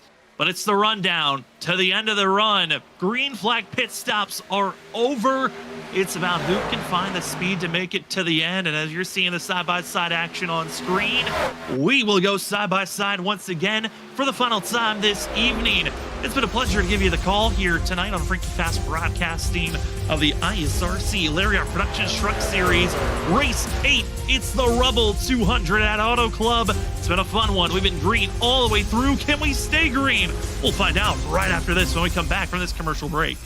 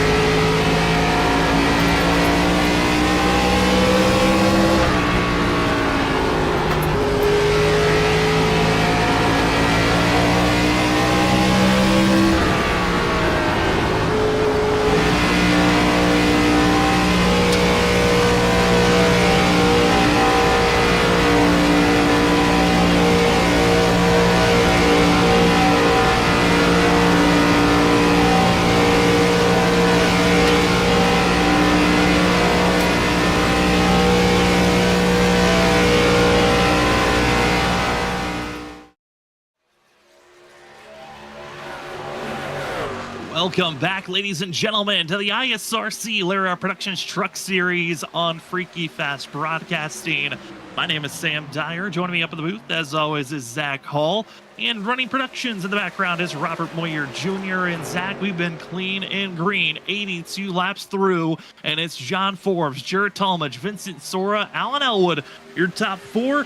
Thomas Green has put himself into the mixture here. He is a part of the fight, same for Ethan Smith. And the fight is on of these top six. Well, at one moment, he was just against four. I think it still is a picture of four drivers based off how their tires are looking. But on site on our screen, six drivers are in line for a chance to win here tonight. Yeah, definitely, six drivers have an opportunity right now. I think Ethan is going to be the one that most disadvantaged. He has got the biggest separation of a tire delta when it comes to the difference. It's looking like 4 laps for him. Thomas Green, though, I love what his call was to make 1 lap early on the pit stop. If he can just hang on here, conserve the tires while hanging on to this draft, Green could be still within an opportunity to hang on with only 1 lap of a delta. I think that won't be too big, but it still could play a factor coming down to the end. It still just has given him an opportunity I don't think was there if he pitted with them. And all these different strategies, they stay in line. Ethan Smith is losing touch, so it's just a 5-horse race up front. Nick Crawford, with his early pit stop, has put him into 7th, and he's just looking for a net gain finish here tonight. He was around 14th place when this pit cycle started. And after that first green flag pit stop, kind of threw him into a bad spot with that way that this run was going to go. As Trent Jump, we right on board, gets by Nick Crawford. Cody Reed is going to be now the next driver to get in line to get by Crawford if possible here. And a couple of other drivers of note that are trying to continue their charge forward. Aldi Fonseca, who we've talked about on his charge, well, at 24, he falls back to 13th position. Looking at the pit stops again, he pitted later than everyone else. He's got to do the same charge he just did on that last run, but Zach, is going to be a lot harder with 20 laps to go. Those passes, everyone's going to be fighting for every position in front of him.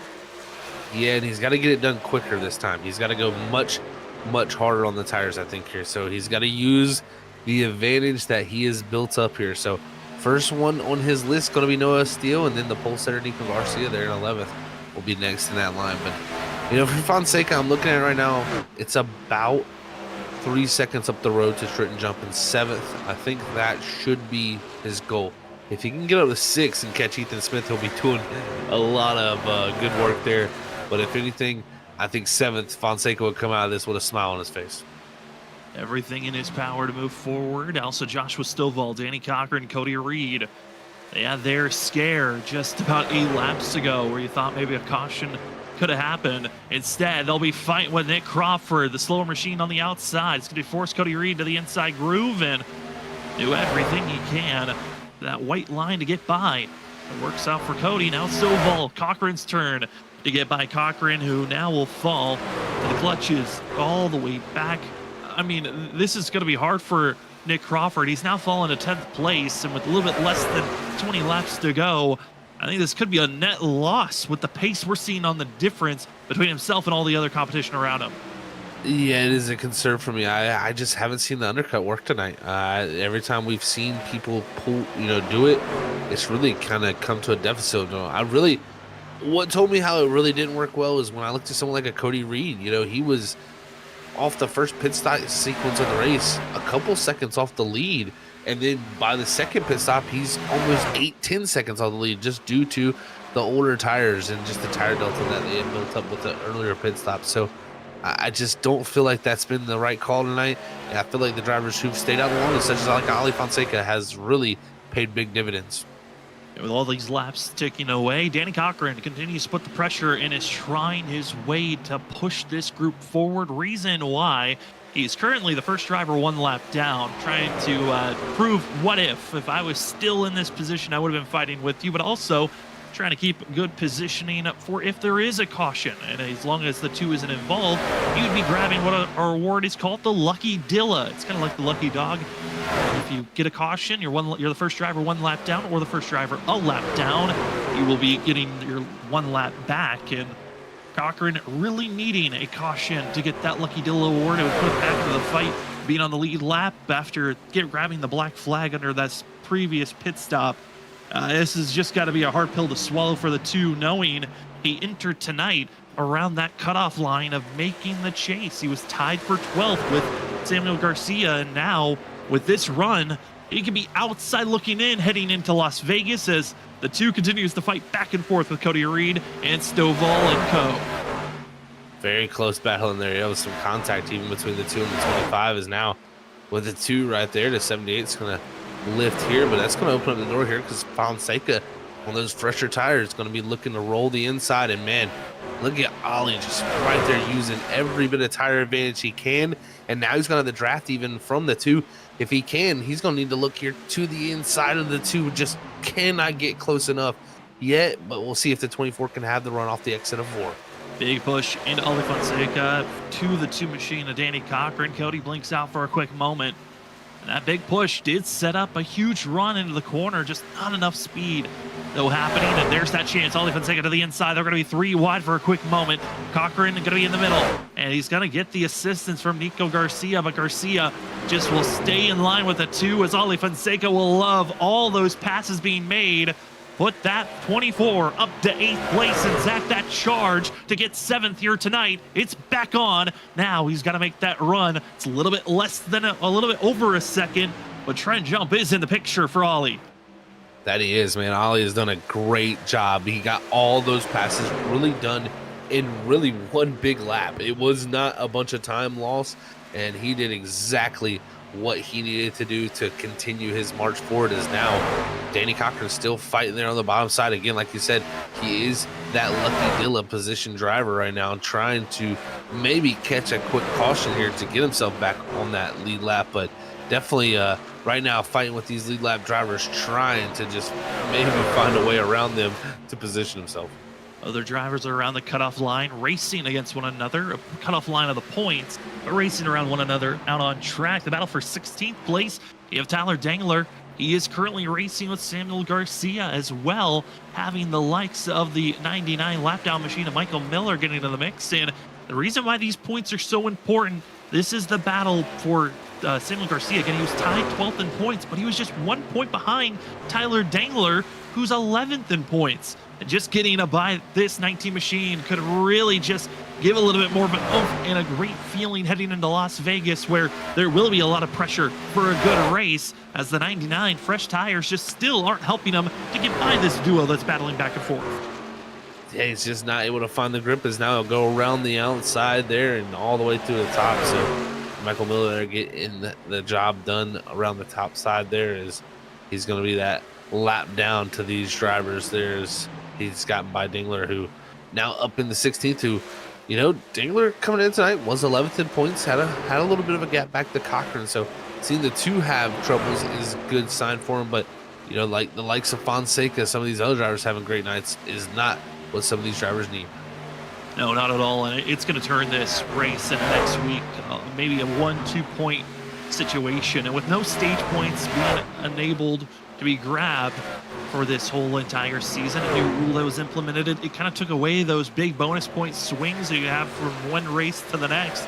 And it turns every race. It is so important to stay consistent in good finishes, or at least finishing inside of the top 15 week in and week out. And that's why we're seeing some drivers that maybe we didn't think about we're going to be making it into the chase, having a chance, like a Tyler Dangler, like a Samuel Garcia, and many of others that have been inside of our top 12 at some point this season. But with the laps ticking away, it's 11 laps to go, and we got to keep our shot up front. Reason why? Top four are still on top of one another. Top four, 4/10 is the difference from first back to fourth place. And they are staying right on top of one another. It's John Forbes, Jared Talmadge, Vincent Sora, Alan Elwood. You got the rookie, the development driver, and the champions mixed in between. And Zach, it's course, it would be the three-time champ of John Forbes leading the way. That it would be. John is, you know, he's kind of in a rough stretch right now. It's crazy to say that for as good and as fast as John is. He's had a little bit of a rush stretch. It's just been bad luck getting caught up in a lot of things lately. And I think tonight could turn things around. He needs that to happen before these playoffs kick in. I think that's going to be crucial for his run. Is now the 4 Elwood, he's going to dive to the inside of the 15 of Vincent Sora, who's just trying to be the regular season champion. So he's just trying to come out here with a good points run. And looking at Alan Elwood, the aggression level has to be on him. There is no waiting. If you're sitting in fourth with 10 laps to go, now down to 9 to go, you need to make these passes immediately, hold position, cool off your tires, and just stay in line with each spot you grab. You cannot just wait and linger in fourth. You need to get up to third, then wait maybe 2 laps, get into second. Propel yourself forward. And the 4 has attempted and has learned a lot throughout this run and throughout this green flag race. But I want to take a quick look with 9 laps to go, coming up to 8 at the weather. Where are these drivers racing at? Again, we started this race around 95 degrees Fahrenheit. We're down to 87, almost a 10-degree drop off from where we started. And Zach, that has changed up the fact that there's more grip, but it's also taken away that factor of big passes later on in the run. And I think that's why we're seeing these drivers close to one another, but it's so difficult to get by the 11. I completely agree. I think this is going to be tough to get the job done. I mean, Forbes has really played his cards right, but I think the closer we get to the end of this race, there's 8 laps to go. I think if you're Jared Talmadge, you've got to take your chances here. As he goes for it right now, he's actually going to clear the 11, but I think you're going to be looking for a crossover move here. I don't think you can waste time here. I think you got to take any opportunity you can. They're going to be side by side. If you're Vincent Sora, Alan Elwood right here, you have to take advantage of this. They wait in the wings. They see how this is going to conclude. Does Talmadge complete this pass, or does John Force take back the control in the 11? Yes, he gave up the spot on the entry of turn 3, but that crossover move was so pretty. But a great pinching job by the 27, not allowing the 11 to drop all the way up top and get that momentum and speed back. They'll stay side by side, drag racing in turn 3. This is where Forbes has got the advantage. He can really send it into the corner, but it's on Talmadge on how much space he's willing to give up, and he doesn't give up a lot as John Forbes has to stay to the inside. Advantage to the 27 off the exit of the corner. Oh, and look at the big run they're going to have from behind, because they both overdrove the entry so much to make sure they cleared each other. That look at this run from Vincent Soar and Alan Elwood. Here they come. They're right behind them. But with 6 laps to go, when do you make that attempt for the pass? They fan out. 3 different lanes utilized on the entry of turn 1, and it's John Force clearing the space. Talmadge now will attempt the inside. Does he feel like the inside groove's the better position here late in this run? We've talked about how the outside's important, but it's Vincent Soar who takes that white line spot, backs out smartly, but it hurts the 27's exit. A huge push to clear John Forbes, but here's that Forbes crossover move that we've seen all night long. The big block by the 27, but it was too late. Now with 5 laps to go, Forbes, Talmadge, they stay side by side into 1. Look at Elwood, look at the run he's got. He came out of nowhere. He passes Vincent Soar. He's up to 3rd. His Soar now drops back to 4th. And Thomas Green is watching all this for about a second back going, you guys get into it. I might have a shot. Get into this racing action. But if you're that 3rd, 4th place driver, you can't race side by side too much. You got to stay in line. Allow that 3rd driver in line to kind of pull you back into the mix. Allow these drivers to go back and forth. Alan Elwood's backing off. He's taking the higher groove. He wants the massive run off the exit of the corner as Talmadge. He's finally fully clear of John Forbes. Oh, this is a big run, Sam. Here we go. It's going to be Elwood with a giant, massive run. Where's he going to take this run? He now looks to the outside, but he's going to get it covered off by the 11 here. He's going to push him down the back straight away. He could have looked to the inside, but I think he knew if he did that, that was going to kill any chance or opportunity here. He's trying to stay in the opportune position to go for these big run passes, but it's more of a setup. Wait for the front 2 to be in line like this for a chance to send it down low with the big slide job pass. Here's the run. This is the time that Alan Elwood was waiting for. It's 4, coming up to 3 laps to go. Forbes and Talmadge, they continue to bicker back and forth, and it's really not hurting neither one of them. They continue to hold position. Here's that run from Elwood. He'll duck it down low. Talmadge has nowhere to go. He has to stay in line, and Forbes holds off the 4. And this big block from the 11, that was almost disaster there as the 4 backed out of it, but he's going to dive it up the inside. They're going to touch doors here in the center 1 and 2, and now can Forbes, who's in the power position on the outside, hold off the 4 machine, but he's going to have the side draft down the back straightaway. But here comes the 27. Who's he going to help? I think he's going to go with the 11, his buddy. They're going to stick with alliances, friends for a while, and also mentoring to the 27. There has been a lot of lessons learned for Jared Talmadge, and maybe there's one more lesson to watch this 11 machine, or will the rookie of Alan Elwood, who came in with the knowledge of he could be a threat for the championship, and he's been a threat. He won back at Pocono, but Jared Talmadge isn't waiting. He wants a chance. 2 to go. Down to the inside. Talmadge pokes the nose for the lead. The huge slide job pass. Forbes makes it for 2nd, but it's Talmadge 2 for 1 off the exit off turn 2.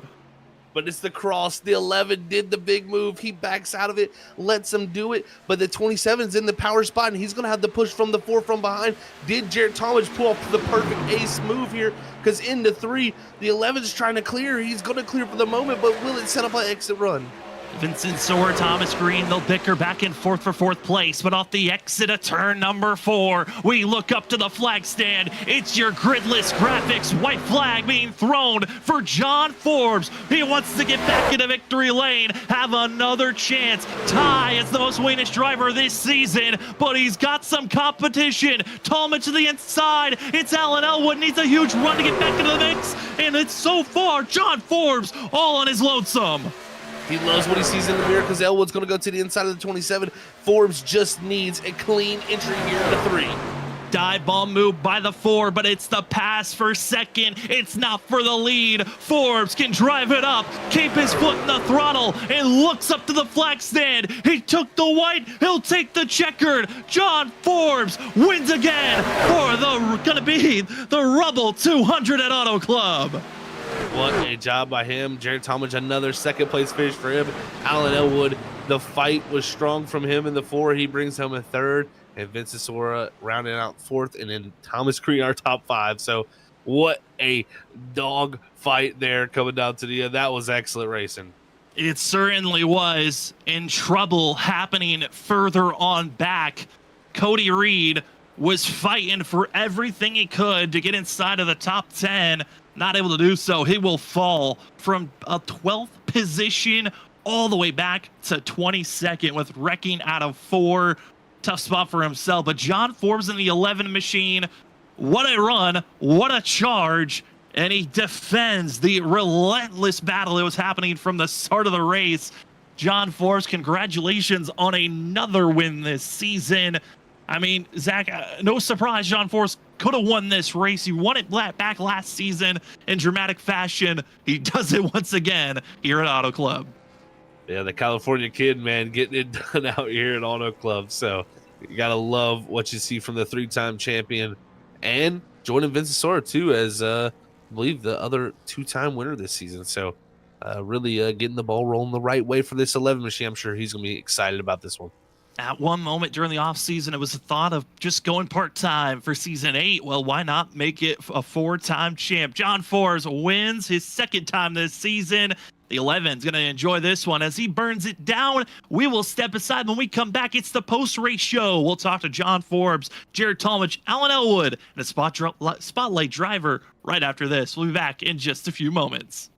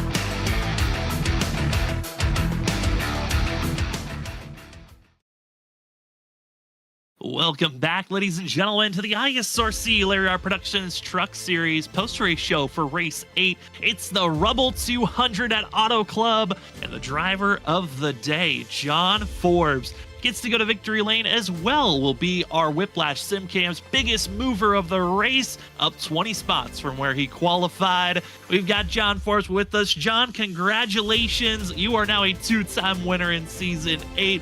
Winning once again at Auto Club. How are you feeling after this one? Because that was a blast to call at the end.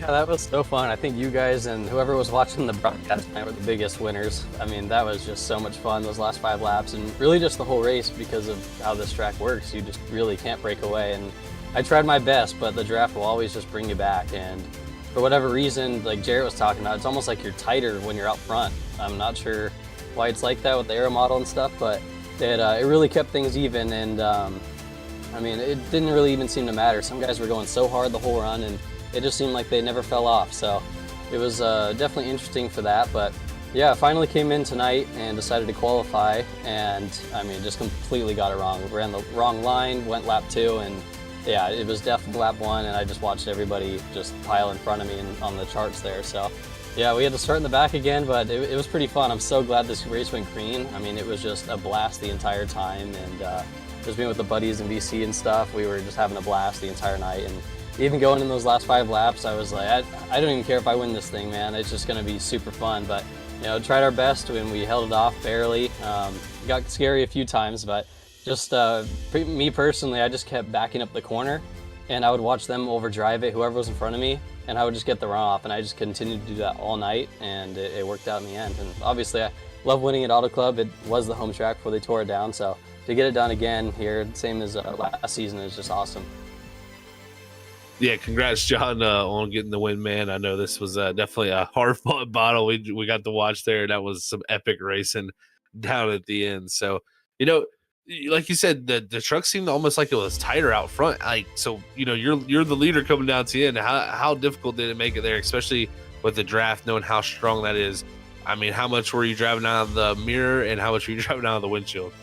Yeah, I mean, looking back on it, I don't think I looked out of the windshield once until the white flag, and I got a little bit of a gap. But yeah, you know you're not going to break away. And there were a few lines that I took in, I think in the bottom of 1 or 2, where I was pulling like a tenth and a half in one corner, and then I would just barely miss it the next lap, and just completely lose it all, and whoever's behind me would be right to my bumper. So I knew I was going to have to make blocks, but I had a lot of practice from earlier in the race before the second stop of doing that same thing, and it just seemed like, at least for me, if you go too low, you lose all of your exit speed. So whoever's behind you can just throw it to your inside, outside. Doesn't really matter where they go, and they can just send it and clear you. But and then running the top, it was great for aero blocking. If like Elwood, he was running up there the whole night making passes. So I knew that was going to be his only shot at trying to get past me. So I would just go to the top and just kind of slope the entry a little bit and just completely kill any chance of him getting a run. But for me personally, I just loved running the middle. That just seemed to work for me the best, because I could kind of block if I had to, because I wasn't killed on momentum like I would be on the bottom.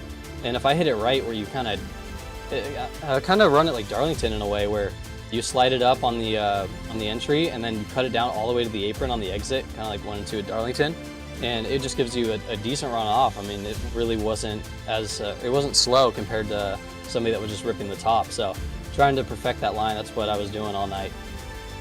I know other places where you can perfect. We saw pit stops being very critical for a lot of drivers here tonight. What was it like entering pit road, knowing that you always were coming in as a pack at whenever you guys had to come into pit road? Yeah, I did a little. As always, this track is just super flat once you get off the apron, so you really can charge it, and just because the track is so flat, you can really get to the brakes and get things slowed down, where other tracks, you know, sometimes there's a little bit of banking or whatever that makes it a lot harder. So going in that first stop, Jarrett slowed up pretty early, and almost between 3 and 4 was like his first checkup, and then he realized that he was going a little too slow because I was still rolling the outside. So I was like, okay, I'm just going to gun it and try to pass both of them, because Elwood got caught up behind Jarrett. So went past both of them, and that was super fun getting in on that entry. And then the second one, when I had the lead coming in, that one was just about trying not to get run over for one, but just not screwing up for myself like I had before the season, getting on pit road from the lead. So yeah, definitely a lot of cool highlights to go back and look at from this race, but yeah, just awesome battling with just the whole entire race. Well, it was awesome to watch, John. And before we let you go, the floor is now yours for any other shout out. Yeah, I just gotta thank my brother, Gridless Graphics, for getting the awesome schemes this season. We might have a new one cooked up for next week, so yeah, looking forward to that. And Jada Performance, Nexus, all the teammates, Jarrett, Vincent, Danny, everybody, Tom that was in the VC tonight. Unfortunately, Justin didn't have a great run. He was experiencing some VR issues tonight, so. But just another thing I want to add, as a lot of people know, I'm moving pretty soon, so my race is gonna have to get packed up on Friday, so we're gonna be I guess going back in time a little bit. I'm going to be running on a desk setup, and I don't know, we might keep a monitor up, but we might try out VR for these basically the rest of the season, and so it'll be fun to see how that goes and try something different. Well, we can't wait to see how you perform with a different setup, John. Congratulations on your second win this season. Enjoy it, and good luck next week at Las Vegas for the last race of the regular season. All right, thank you guys. Have a good night. You too. As we move from victory lane, we go down to second place, where we get to talk to the driver who at one moment felt like he was going to be the one into victory lane. Came up just a little bit shy, but we got the 27 of Jarrett Talmadge with us. Jarrett, I mean, this was a blast to watch, going back and forth. Early on, it was just you and Alan Elwood. Then we saw John and Vincent get into the mix. What was it like from your point of view here tonight, coming away second? Yeah, that was a wild race out there. It was really good racing from, start to finish, and it was clean racing. And that's what you really want in a race like this. You want to race hard but clean, and there was a lot of great moves being thrown out there, sliders, haymakers, pushing, dooring. It was good fun, but it was intense there at the end. That was wild. It was hard to kind of get back to John there at the end, because I think I just kind of burnt my right front off a little bit too much. Eventually got there, and then got clear, and then it was tighter in clean air somehow than dirty air, and I just lost a little too much on the right front, got it a little overheated, and I think that inevitably kind of put the shot for the win there to bed. Definitely was a close battle, though, Jarrett, man. Congrats on another top 5. I mean, 6 of them so far this season, and we got one more race to close out the regular season in Las Vegas. I mean, what do you feel like you want to get done in that race to kind of close out the regular season and kind of, put yourself in the right position heading into those playoffs? Yeah, I think it's Vegas next week. I've won there before in this league. It's one of my better tracks on iRacing, so I'd like to go in there and try and get another win and really just take maximum momentum into the playoffs. And, maybe I think there's still a shot at the regular season title. I'm not sure about that, but if I could get that too, that'd be really good. It's going to be a long toss-up if you can get that regular season championship. I think you need a lot of guys to have unfortunate circumstances pop up for that to happen. But, talk about this season, Jarrett. I mean, this has been an incredible season to watch your growth as a driver these last couple of seasons, and seeing where we first saw you when you first joined the ISRC Truck Series to now. How has it been for yourself to see your own growth and how you've been performing this season so far? It's been good to know that the work that's being put in behind the scenes is paying off, and getting the results that we deserve from, where we started back in season 1 or whatever it was to now is major difference. And I'm just proud that the work that putting in behind the scenes is paying off. Oh, it has been awesome to see all that work pay off from our side as well. Jarrett, before we let you go, the floor is now yours for any other shout-outs. I'd like to shout out Justin Forbes, Gridless Graphics, for the paint. Go get yourself one if you don't. They are amazing. Shout out to John, Vinny, Tom, Danny, all the teammates in VC for some good racing out there. Shout out to everyone who puts the league on, and you guys for putting on a great broadcast. Thank you for giving us such a great show. That's Jarrett Talmadge coming away second here tonight. Congratulations on that run, and good luck next week at Las Vegas. Thank you. As we move from second place, we go down to third to talk to Alan Elwood, who, like we said, was battling with Jarrett Talmadge in the first half of this race. And then once that first pit cycle was over, it was a 4-horse race to the end. Alan, you come up third here tonight, but man, it was a great show to watch. How are you feeling coming away third here this evening? I guess all right. I feel like I kind of got robbed of one. I felt like over the course of the long run, I was the best truck. It just, I got stuck behind, I think it was Jarrett going to that first green flag pit stop. He eased it way early into the apron there, and I had nowhere to go, so I had to check up for him, and Forbes went around both of us. So I felt like that was kind of the difference, because once you let John Forbes get out front, he can dictate the race however he wants to dictate it, and he's one of the most talented guys in the field. Obviously, everybody knows that. So letting him out front, it makes it really difficult to try to make it up on your own, because I know I was outnumbered, I think 3-1 there at the end. So I had to do it on my own, no teammate, and we gave it our best shot.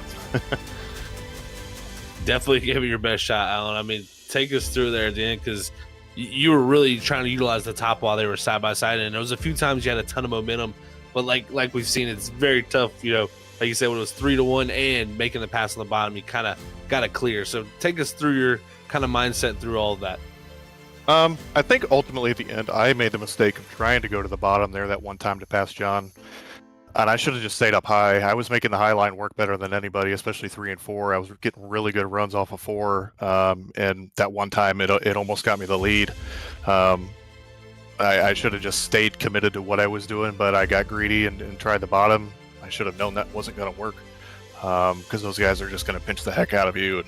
And rightfully so. You come down to the end of the race, it gets really frustrating, but they're doing what they got to do. And I would have done the same thing. So should have just stayed up by the wall, or at least a couple lengths up that way, and try to make a run work and see if you could do a slide job or something. But these trucks, you just have to keep that momentum going, or if you let off just the slightest bit too much, those guys are just going to freight train back by you. So I should have just stayed up there ultimately, but it is what it is. You're going for the win, and in the heat of the moment, you just have to make a quick decision in the pinch. We'll say. Well, Alan, it's been fun this season to see your rookie campaign in this truck series, and the regular season's about to come to a close after next week, and it looks like you're pretty solidified to be racing in the chase. How confident are you with the upcoming races after Las Vegas, heading into the chase and going for a championship for yourself? Well, I feel really good about it. Nico and I, obviously, tonight showed really good pace, and we both have the capability, if he can get himself up there in the playoffs as well, to really show what we're made of. I have really good qualifying runs, and then during the race sometimes it feels like stuff out of my control takes a top 5 or top 3 or even a win away from me when I know I have the pace. So to be that close tonight, that's when it really hurts. You had a chance to capitalize and beat these guys head to head, and couldn't get it done. But we'll take the points and try to roll that momentum as we go into the playoffs, and maybe it'll come out our way at the end. Well, we cannot wait to see how that performance goes. Alan, congratulations on a third place run here tonight. Before we let you go, the floor is now yours for any other shout outs. I appreciate it. First off, Nico, he had a really strong qualifying run. Proud of him for that lap he put in. And ultimately didn't quite work out the way that he wanted, obviously, but great showing with him tonight, speed-wise. Everybody at Samurai Market, VRS, Roderick Racing Development, everybody on the team that makes it go. You guys up here in the booth for calling a spectacular race every week, and everybody watching at home, cheering us on. And everybody here in the league, it's been fun. Well, that'll be your third place finisher here tonight in the 4 machine of Alan Elwood. Alan, enjoy this one, and good luck next week at Las Vegas. Thanks, guys. As we move from third place, we go to our spotlight driver, who's going to be 7th place finisher of the 24 of Ollie Fonseca in the Ollie machine. Able to come away with a top 10 finish here tonight. Ollie qualified 13th, but had to start at the end of the line with a penalty, surging his way forward. And Ollie, you come away with a top 10 here tonight. Man, how are you feeling after that incredible performance you had this evening? Yeah, pretty good. About as good of a result as I could have hoped for, considering, having to start in the back, obviously. Just did what we had to do. Brandon was on the box for me again tonight, and I really appreciate him doing that. He definitely had me on the right strategy. I think being in the back, obviously it hurt me, but it kind of helped me gauge how to save some of my stuff, and that really set me up for a green flag race like what we got, which was what I was hoping for. I was able to save my stuff and pit way later than some of those other guys. So, even though I'd give up time, staying out, I definitely think it really helped on the long run and with all those green flag laps. So, I think about as good as I could hope for, and just excited for next week. Definitely should be excited, Ali, man. Excellent run tonight, coming through the field like you did. I mean, you gained 1 spot in the points up to 14th, but I think more importantly, you move within 4 points of that cut line. I mean, How does that feel? And I mean, it's got to be momentum on your side with how you've been running these last few weeks.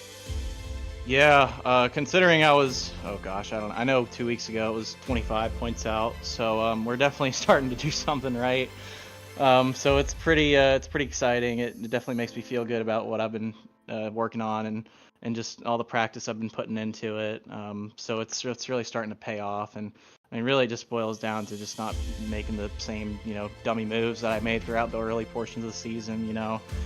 So I'm just glad that I was able to somewhat recover from that, and now I can say even though I'm on the outside looking in, I can go into next week with a shot at it. So it's not a full weight off my shoulders, but at least I'm in contention, and that's what's important to me. And Ollie, with the fact that we didn't have any stages this season, I know it's been a fun dynamic for some drivers. Others, they prefer having that stage break yellow. What was it like for you this season, knowing that you could go like tonight from the start of the race to the end without any yellows? Yeah, I'm kind of on the fence with the whole stage racing thing. I'm so used to it now. I think that's just how I approach these races. It's what I'm accustomed to. But definitely tonight with no stage, I think that really helped me, just because I probably wouldn't have got any points. So I think that definitely worked to my advantage tonight. But yeah, just thankful for being able to figure it out and just be slow, methodical, and patient. That's the big thing for me, is just racing the track. Not worrying about everyone else around me. I know I'm in a bit of a dire point situation, but just forgetting about that and just racing and making sure I'm focusing on what's in front of me. It's what's really helped me come full circle the last few weeks. So that's a big part of it. Well, Ollie, it's been a blast to watch your recovery run from how this season started to where you're at, and a chance to make the chase. Can't wait to see how you perform next week. But before we let you go get ready for that race, we let you have any final shout outs before we're done here tonight. Yeah, huge shout out to my crew chief spotter, Brandon. Again, he did a great job of keeping my head in the game, putting me on the right strategy, making the most out of having to start in the rear tonight. So huge props to him. Thanks, Brandon. You're the man.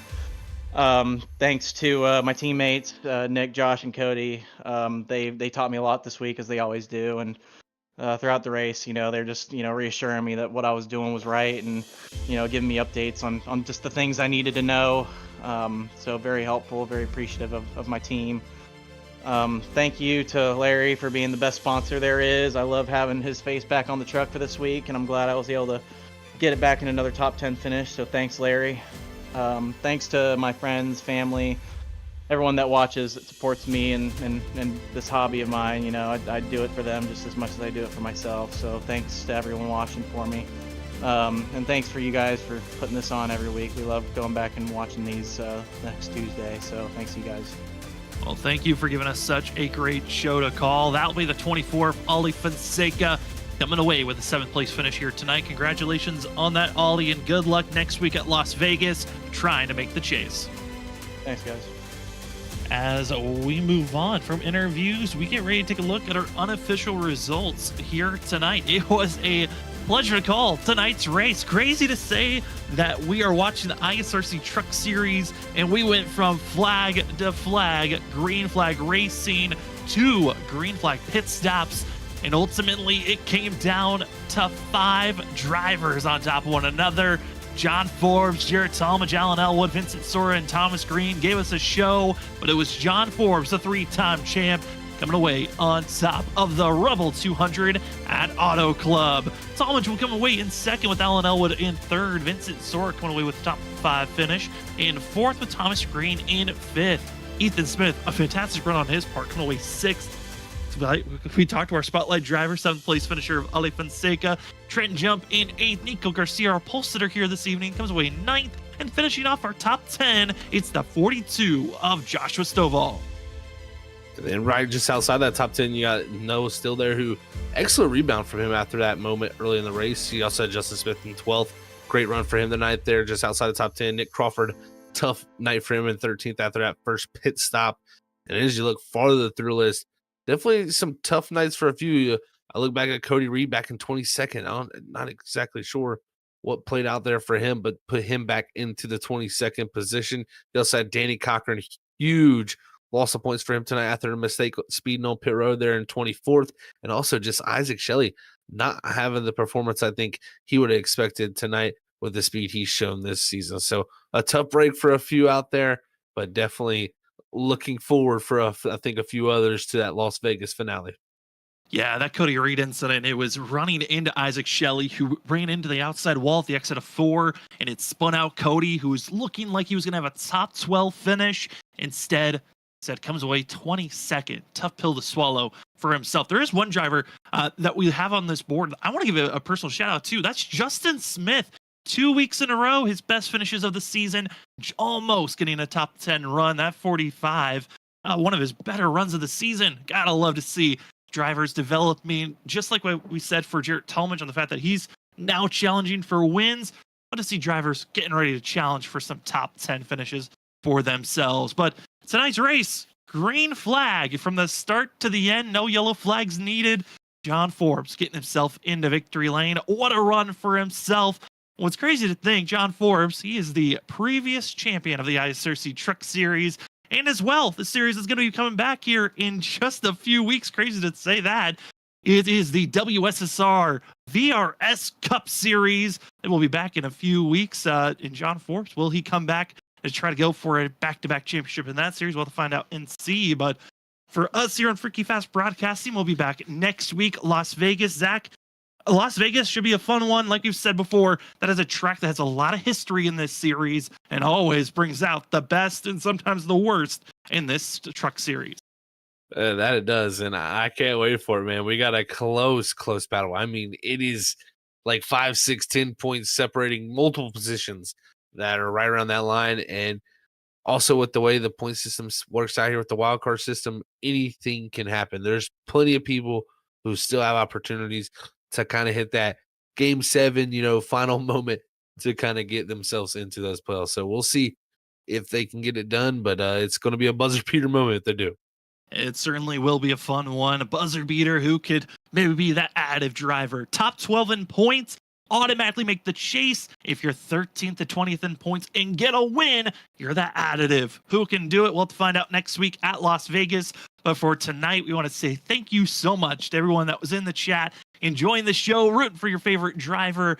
We enjoy the fact that you come out here and support those that are out on track or just support us up in the booth. I know for myself, Sam Dyer, for Zach Hall, Robert Moyer Jr., and everyone else here at Freaky Fast Broadcasting, we appreciate those that just come out and enjoy watching these drivers race. It helps them fund their series, to go out there and have fun, as get more eyes, allows more sponsors to watch these drivers and series grow and perform, and it allows us to try to give you the best show that we can. It helps motivate us when you're enjoying the show. But for on Monday nights, the ISRC Larry Art Productions Truck Series Race 8 is in the books, and now a 2-time winner in Season 8, John Forbes, going to enjoy this one. But for us of the booth, we say thank you for joining with us on your Monday night. We will see you next week, the last race of the regular season. Who's in? Who's out? Who will be having a chance? We'll find out next week at Las Vegas for our next Freaky Fast broadcast.